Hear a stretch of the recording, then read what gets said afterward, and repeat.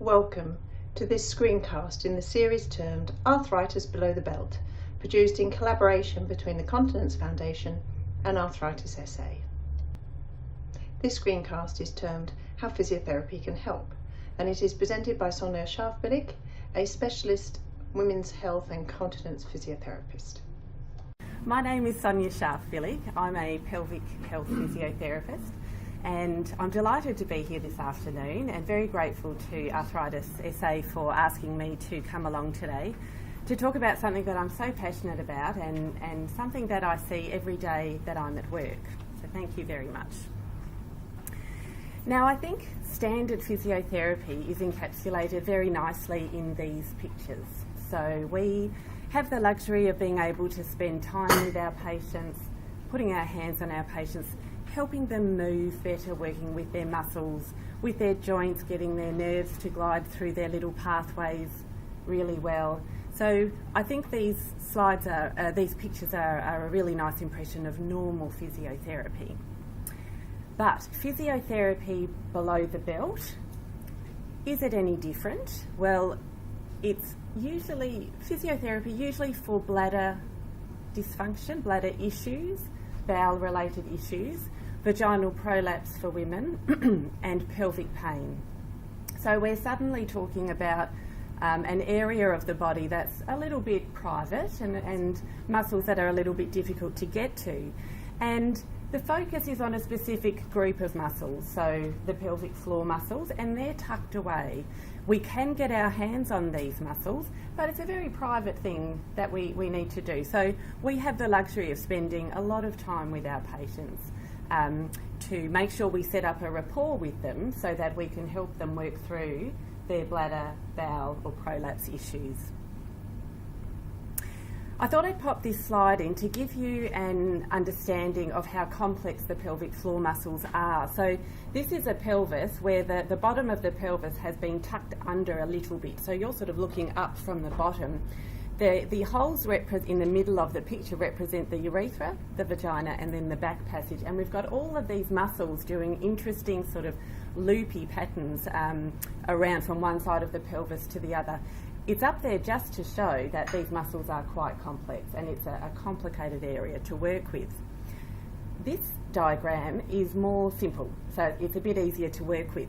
The pelvic floor muscles run from the pubic bone, which is over on your right hand side, all the way back to the coccyx or the tailbone, which is over to the left. There's only one group of pelvic floor muscles shown, and that's the puborectal sling, if you're looking at the names there. So this muscle starts at the pubic bone, loops around behind the back passage and comes up to the pubic bone again. And on that muscle, on that group of muscles, we have the bladder, the uterus, if you're female, and the back passage.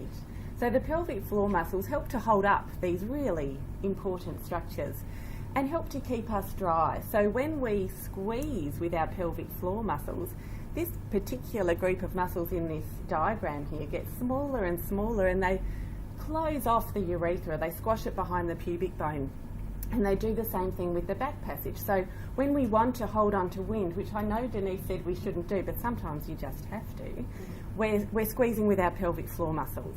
And if you've ever had to give a urine sample where it's midstream, so you have to start the flow, stop, get the bottle in place and start again, you're using your pelvic floor muscles for that as well. So my job is to help people learn how to use these muscles appropriately to fix their problems. So that leads me to what can actually go wrong with the pelvic floor muscles. Well, they can be too weak or they can be too tight, not too strong, so too tight. With weak pelvic floor muscles, that's where we usually see incontinence, so bladder-related issues, bowel-related issues, and problems with support through the pelvic area, so that's where we see vaginal prolapse. If the muscles are too tight, pain is often the main symptom, the main issue, and there are bladder and bowel issues that arise as well. Today I'm going to talk about the weak muscles because otherwise I probably need the whole time from 1 o'clock to 4 o'clock to get through everything adequately. So I'll go through the common presentations if there are weak muscles with bladder, bowel and prolapse issues, and management, mostly from a physio perspective. So with the bladder, we'll start with the bladder. The issues that can arise are stress incontinence, so I will talk about that first. There's also urgency or urge incontinence, which can be described as an overactive bladder, or there can be a mixture of the two. And the International Continence Society puts their statistics of incontinence, which they define as any involuntary loss of urine, at 25 to 45%. So I don't think they're all that different from the stats that Judith put up, but that's a lot of people who may be leaking urine. With stress incontinence, how does that present? So coughing or sneezing, an increase in intra-abdominal pressure heading downwards may cause leakage, and also if you exercise or exert yourself in any way, there may be leakage. And why it actually happens is thought to be a mixture of too much movement of the urethra and something intrinsically wrong inside the urethra itself. So that all sounds a bit complex, and it really is, but management is not quite so complex. The list that I have here come from the International Consultation on Incontinence, which every 4 years all the best heads in continence management get together. It's an international conference, and they revise their terminology, their standards of assessment and management, and so they put together some really nice little algorithms for us, and this is basically their algorithm for stress incontinence. So they suggest looking at lifestyle interventions, and we've already discussed some of those. Pelvic floor muscle training, other adjuncts to help the pelvic floor muscles get stronger, some devices that can be used in the vagina, and surgery. So if we start with lifestyle interventions, weight loss is really, really important, and there were a couple of really good studies done a while ago that showed that with very overweight women, if they lost 5 to 10% of their body weight, their incontinence improved by 50%, which is quite amazing. And it's a really good motivator for our patients to get out there and try and lose some weight. However, these are patients who leak when they exercise, so we have to come up with some really clever ways of making it more comfortable for them to exercise while they're getting their pelvic floor muscles stronger to eventually stop the leakage. Appropriate fluid input is very, very important, and I think that's already been discussed quite well. I must say, I tend to see women who are, with the best intentions, overdoing their fluid intake because they've heard that it's good for them to drink more than 2 litres of water, and then they add in their coffee and their tea and their juice and their soft drinks as well. So they're really blowing out the volume by a great deal. So we need to work with those women to bring them down, or if they're not drinking enough, as we have already discussed, then we need to gradually bring that up. The last 3 points refer to increases in pressure through your tummy that are heading downwards and can affect your pelvic floor muscles and cause leakage. So if you're straining with your bowels, we need to look at stopping that. If you're coughing a lot, if you have a chronic cough, then we need to look at stopping that. And if you've had a job that involves heavy lifting, or you're someone who likes to move the furniture around at home, or potting mix or that sort of thing in the garden, we really have to stop and have a look at how we can modify that. Well, yes, that can be a problem. Pelvic floor muscle training is the next on the list, and I have my picture of a man and a woman jumping for joy because I find this so fantastic. We have the best evidence possible to confirm that pelvic floor muscle training is really, really good for helping people with their stress incontinence or their urgency or urge incontinence, or that mixture of the two. And it comes with a grade A recommendation, which means it should be a mandatory part of conservative first-line therapy. The suggestion is that the pelvic floor muscle training is done by someone who is qualified in how to assess the pelvic floor muscles and put together a good program. They should provide the most intensive program possible for you. So the person sitting next to you would have a different pelvic floor muscle training program because your muscles are likely to be a bit different. We should have a trained health professional, and more instructor contact than less is better. Next on the list were the other adjuncts. So these are options for people who actually have really quiet pelvic floor muscles that we need to sort of wake up and get them working again. So we can use muscle stimulation for this, an easy little device that you can take home. It's connected to an electrode that you insert. We make sure you can do this before you leave our rooms. Biofeedback can be really helpful, so you can use a little pressure device and watch on a screen or a little gauge. When you squeeze with your pelvic floor muscles, you see the gauge rise. When you let go, that drops down again. And we're such visual beings that these little devices can be really, really helpful. Vaginal devices, so of course this is for women with stress incontinence. These are often used for our athletes who need to get back to their sport, for new mums who don't want to be bothered with leakage when they go to the gym or when they're running around after their children. And more I'm suggesting that grandmothers look at or consider a pessary for the days when they're babysitting their grandkids who are running around everywhere. These are little devices that you insert into the vagina that support the bladder neck really nicely. So there's less of that mobility that I referred to that may be a cause for stress incontinence. So we take our time and we guide you through how to insert these and remove them, and they can be very, very helpful. The last on the list is surgery, and I don't do that, so I'm going to leave that for Dr. Couchman to talk through. She's a lovely person, and I'm sure she'll have a lovely talk about all of this. I've thrown in a slide for the men with stress incontinence. So these are chaps who have most likely had their prostate removed due to prostate cancer. The statistics suggest that up to 75% of men who've had their prostate removed may have some form of incontinence, and it's predominantly stress incontinence.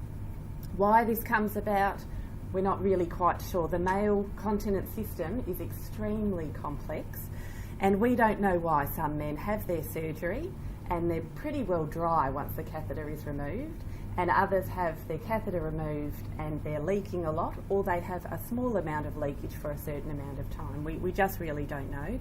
What we do know is that the ability to close off their urethra is altered, and so we have to work on that. Some men, and this is a statistic from the United States, a small percentage of men are leaking too much, and they have to go on to have further surgery to improve their leakage. The rest of the men fall into this big group where they will have some form of leakage for maybe 6 to 12 months or less. It will gradually get better, but what we know is that if you do your pelvic floor muscle training a bit before, ideally, and after the surgery, you're likely to become drier more quickly. So that's another big plus for learning how to do your pelvic floor exercises. Women aren't the only ones that need to be able to do that.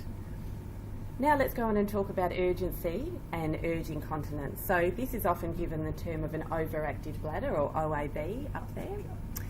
So this is where you suddenly get hit with a very strong sense of urgency, where you have to drop what you're doing and rush off to the toilet.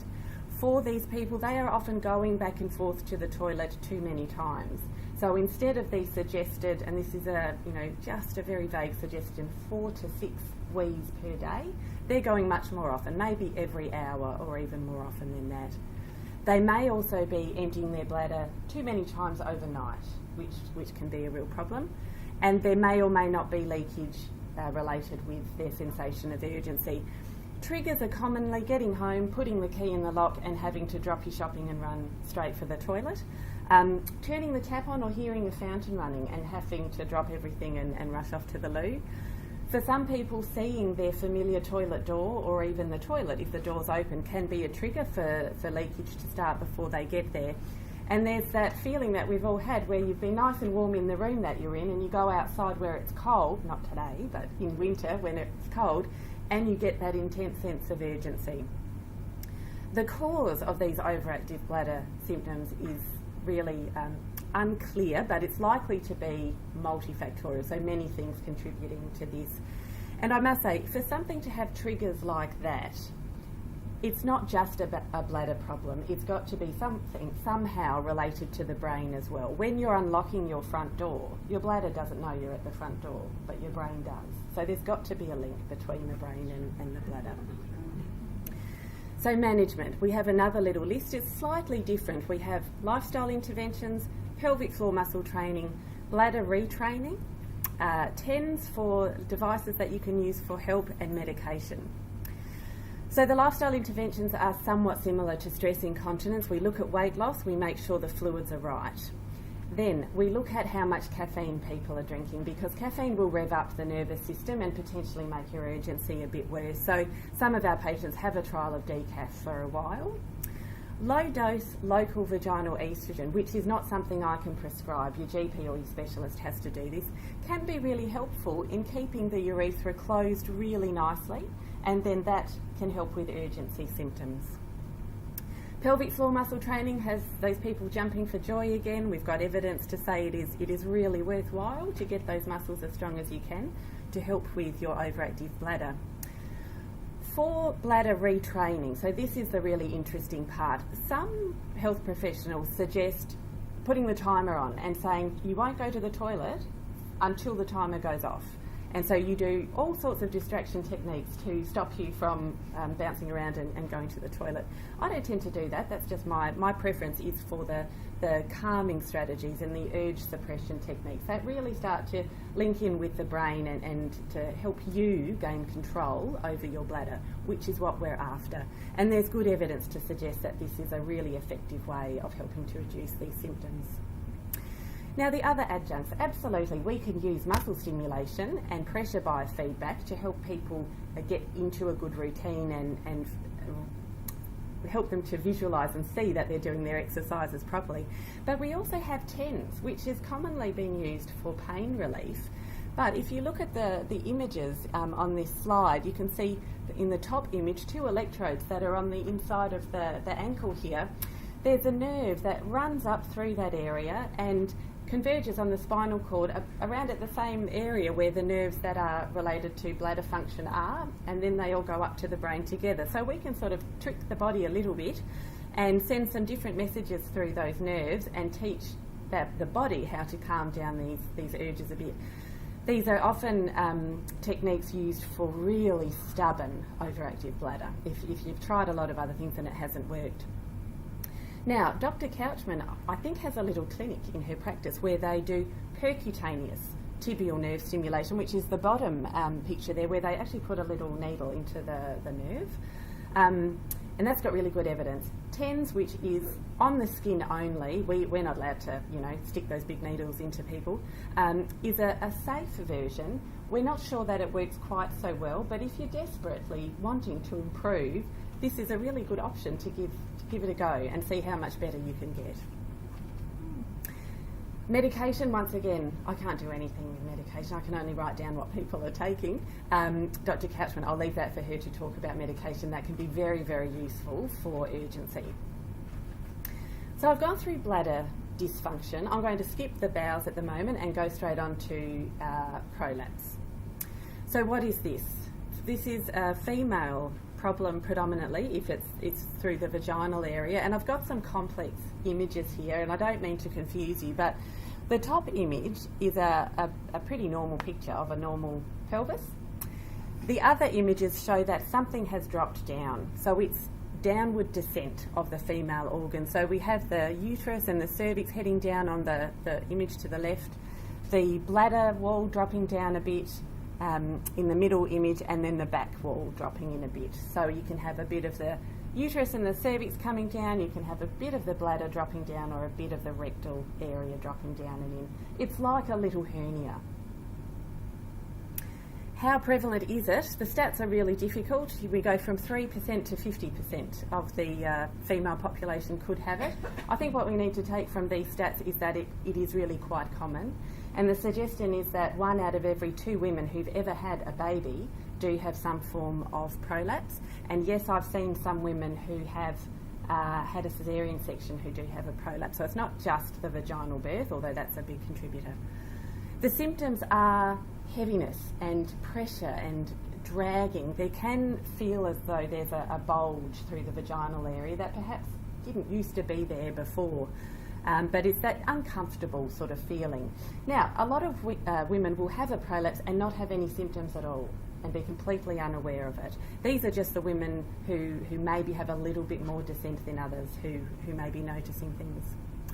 What are the risk factors for prolapse? What contributes to people maybe getting this? Well, honestly, we don't really know. That's why I've got all those question marks.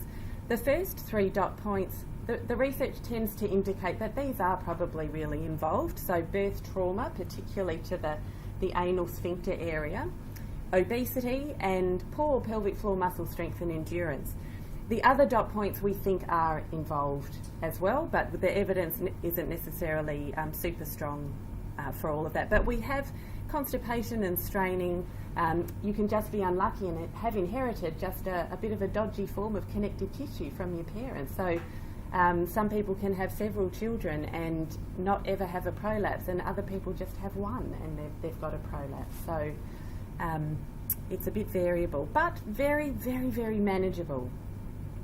And we don't stand on our heads or our shoulders to hold it in. So lifestyle interventions. Weight loss is a big one. Anything that we can do to reduce the amount of pressure going down through that area is very, very helpful. So all of the gardening, the heavy lifting work that you might do in the garden or around the house, making sure your bowels work perfectly is paramount. And managing chronic coughing, which I really can't do, but I'll be sending you back to your GP or your specialist to work on that.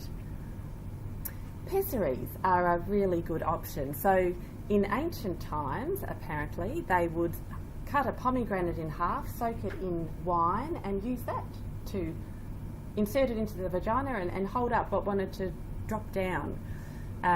These days our pessaries are far more clinical and scientific, and there are 3 images that you can see there. They are devices that you can squeeze to a certain extent, but there's a certain rigidity to them so that once they're inside they don't move too much and they do hold up what drops down. And a lot of women will report that their quality of life improves greatly when they have their pessary in. So a pessary may be used for women who want to go and exercise because the impact of their activity may make them feel a bit heavier through that area. Some women use a pessary from the moment they wake up until they go to bed, and they'll take it out afterwards. Other women can have a pessary left in as long as they're being monitored by their gynaecologist, physio or GP. So we sort of all work together to monitor this. Pelvic floor muscle training, once again, we've got really good evidence to say that it's very, very worthwhile to work on these sometimes annoying exercises, but they're quite easy to do when you've been taught correctly, and they're a great addition to your management program. Let's move on to bowels then. So I'm speeding you through all of these things. The 2 forms of bowel dysfunction, of course, are leakage, so fecal incontinence, and constipation or obstructed defecation. The prevalence, however you do interpret the statistics, it's quite high, and I think these statistics are probably underestimated because a lot of people are too embarrassed to go and talk to their health professional about their leakage or their difficulty evacuating. So I think we're looking at a lot higher values than what is written there. You don't have to hurriedly read this. This is just a snapshot of what can cause fecal incontinence if we start with this. So there are a whole variety of issues that can contribute to fecal incontinence, ranging from trauma during childbirth to being so constipated that there's overload of fecal seepage sort of through that area. That's the image up the top there. You can have a physical impairment or a mental impairment. That just means you don't register that call to stool that makes you realise you need to go, or you can have difficulty actually getting to the toilet as well. How do we manage fecal incontinence? The evidence is somewhat limited, and we largely use what we know works in practice. So it doesn't mean it doesn't work, it just means the research hasn't been done on it. What we do spend a lot of time doing is making sure that our patients understand how their bowels should be working, so they know what is normal. Make sure they have easy access to the toilet, especially if their arthritic joints are stopping them from getting there easily. And communicating with health medical professionals about medications that may be leading to loose stools. Management, dietary fibre, if that's not enough, then supplements can be really, really helpful to bulk up the stool consistency. The best pelvic floor muscles will not hold back liquid stool. So we need to bulk up the stool and have a bit of substance to it. Gastrostop or Imodium can be quite helpful to slow the gut down. So that's a tablet that you might take to help you have the peace of mind to leave the house, to go and have your doctor's appointment or do the shopping or that sort of thing. And establishing a bowel routine is really important, and we spend a lot of time with our patients doing that. Yes, pelvic floor muscle exercises are important. You need to be able to work those muscles well, but that's part of a bundle of management. In there are lots of other things that we add into this management program. Now on to the opposite, so straight on to constipation, which of course are bowel motions that are difficult to pass. It's thought to be related to slow transit, so you might just be someone who has a very slow moving gut, or there's something stopping the stool from making its way out easily. Management, once again, there aren't really any guidelines, and we take a bit of a test and treat approach. There are a range of investigations that you can have done to look at what might be going on with your bowels.